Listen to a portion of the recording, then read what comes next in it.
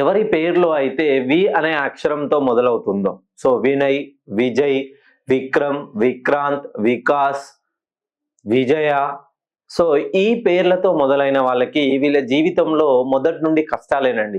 ఇప్పటి వరకు వీళ్ళు ఈ రోజు వరకు ఈ వీడియో చూసేంత వరకు సాటిస్ఫాక్టరీ లైఫ్ అనేది ఉండదు. ఏదో సమాజం కోసం, కుటుంబ సభ్యుల కోసం, సో మనల్ని నమ్ముకున్న వాళ్ళ కోసం పని చేస్తూ జీవితాన్ని సాగిస్తూనే ఉంటారు.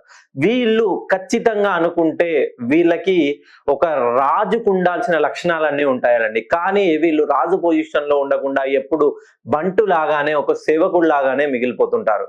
ఎందుకనంటే ఎవరైతే వి అక్షరంతో మొదలై మీ పేరులో 6 అక్షరాలు గాని, 8 గాని, 5 గాని ఉన్నట్లయితే ఇంకా మీ జీవితంలో విక్టరీ అనేదే ఉండదండి. ఖచ్చితంగా ప్రతిదీ క్లిష్టతరంగా ఉంటుంది. వీళ్ళ చేతి గుండా ఏదైనా క్రయ విక్రయాలు జరిపినా అవి మధ్యలోనే ఆగిపోతాయి. ఆస్తి గొడవలు వీళ్ళకి ఎక్కువగా వస్తాయి. ఎవరైతే వి అనే అక్షరంతో మొదలై మెయిన్ గా ఇంటికి ప్రథమ లేదా తృతీయ లేదా పంచమ స్థానాల్లో జన్మిస్తే, 1, 3, 5 స్థానాల్లో జన్మించిన మీకున్న సంతానము 2 లేదా 1 అయినా కూడా అందులో మెయిన్ గా మొదటగా అబ్బాయి జన్మిస్తే ఖచ్చితంగా మీ జీవితంలో ఎటువంటి మార్పు ఉండదు.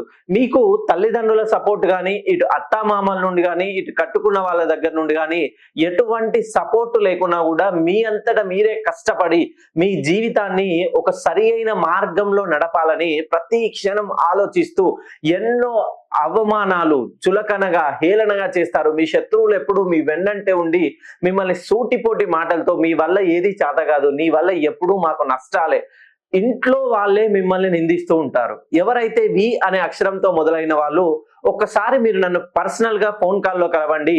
మీ తలరాతను నేను మార్చకపోతే ఈ శాస్త్రాన్ని వదిలేస్తాను.